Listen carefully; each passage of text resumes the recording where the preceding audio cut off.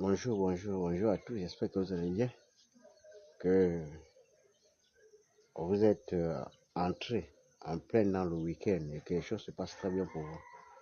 Vous savez, il y a de cela quelques temps, bon, je suis un peu grippin, il y a de cela quelques temps, je pensais que j'avais d'ailleurs même publié une vidéo dans ce sens en se demandant si on allait s'en sortir dans ce pays. Et là, je reviens pour vous dire qu'après constat, je déclare avec presque une certitude absolue, le problème du Gabon, ce n'est pas physique. Le problème de ce pays est d'ordre mystique. Je vous avoue que même les prières, même les appels aux aides, que ce soit traditionnel ou quoi, ça n'a plus d'effet. J'ai dit le problème de ce pays est hautement mystique.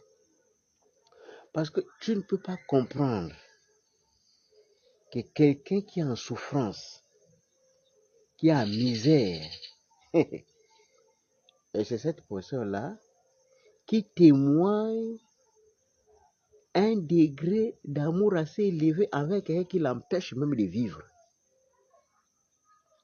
C'est que même quand on imagine, même les rêves les plus faux, c'est incroyable. C'est-à-dire que les gens ils ne se posent même pas de questions sur les bases. On parle de façon globale. Ça veut dire qu'on arrive même à vous convaincre vous-même que vous êtes des idiots. Et on accepte. Quelqu'un vient chez vous, il vous dit, les Gabonais, vous n'aimez pas travailler. On applaudit. Vous pensez que c'est la blague. On est en train de vous préparer psychologiquement pour vous remplacer. Vous vous applaudissez. Le résultat, c'est quoi? Ce qu'au fur et à mesure qu'on évolue, sans se rendre compte, on est en train de disparaître. Parce que, évidemment, vous prenez ça pour une blague.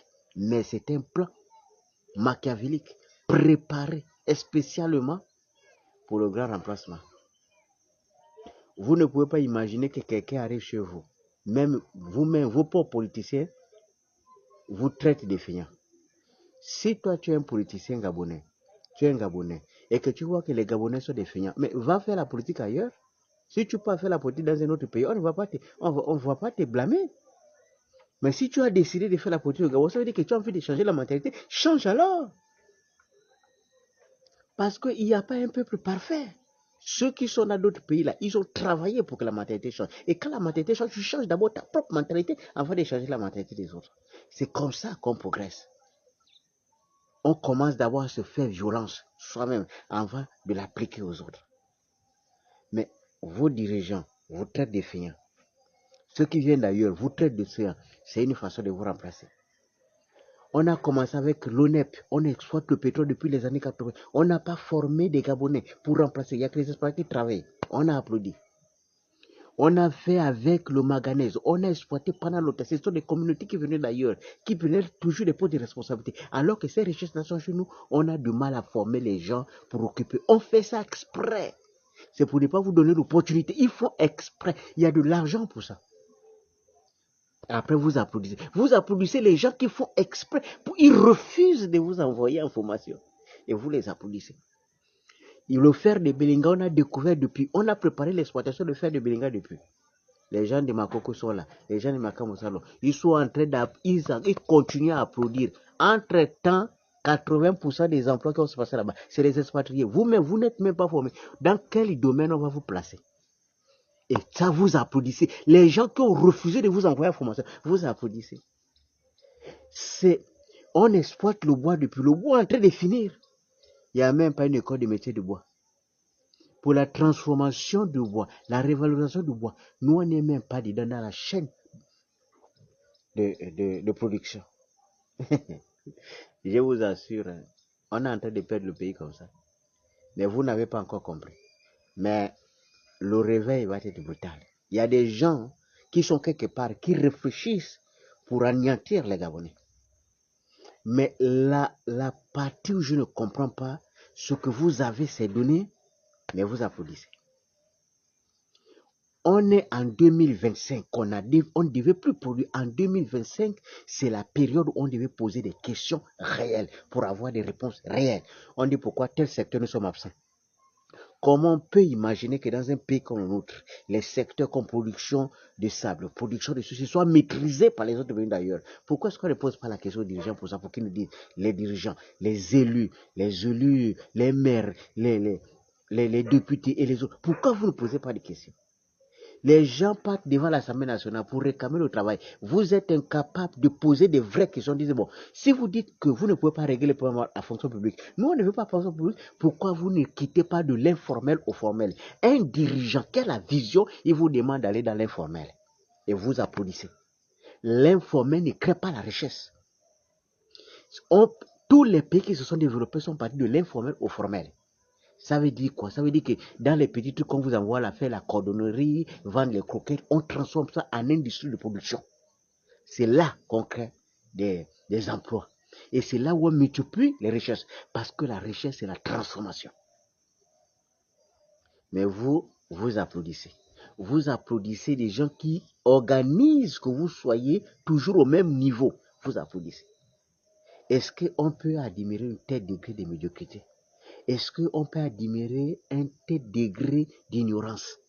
Est-ce qu'on peut admirer une volonté, un tel niveau de volonté absolue de disparaître, volontairement? Ça veut dire que vous-même, vous voulez disparaître pour laisser la place aux autres. Est-ce qu'on peut faire ça? Est-ce que des gens normalement constitués peuvent accepter cela? Dans quel pays vous avez vu on accepte ça? Au Qatar, pour s'imposer, on te dit qu'il faut faire alliance avec un Qatarien. Ce sont des lois, on prend disposition. Le petit de la République démocratique du Congo, là, il est venu exhumer une loi qui existait. Aujourd'hui, on fait la paix des morts. D'accord ou pas d'accord, il le fait. Et ça donne des fruits. Parce qu'il arrive à faire peur à ceux qui faisaient peur hier aux populations. Est-ce que c'est difficile ça? C'est une décision. Je vous dis qu'en politique, il y a deux façons. Il y a des décisions qui ne coûtent pas cher. Et ensuite, il y a des actions qui nécessitent un peu d'argent. Mais les gens, ils vous disent même dans la décision, les décideurs eux-mêmes, ils dénoncent des choses qu'ils peuvent décider. Ça veut dire qu'on veut seulement vous faire tourner en rond. Parce qu'une décision, ça ne coûte rien. C'est les actions qui coûtent de l'argent. Comment vous pouvez permettre à ce qu'un maire soit installé dans une commune, comme Ovendo, comme Libreville, comme à Port-Gentil et machin, et avoir une population aussi pauvre, même pas d'action? Ça nécessite quoi? Absolument rien du tout. Je suis tellement étonné que lorsque tu parles à National, il y a des trous, là où il y a le goudron, hein, là où on a fait le goudron, on a comme l'impression que comme c'est un autre qui a fait ça, on ne veut plus faire. Là où il y a le goudron, les trous commencent, 2-3 trous.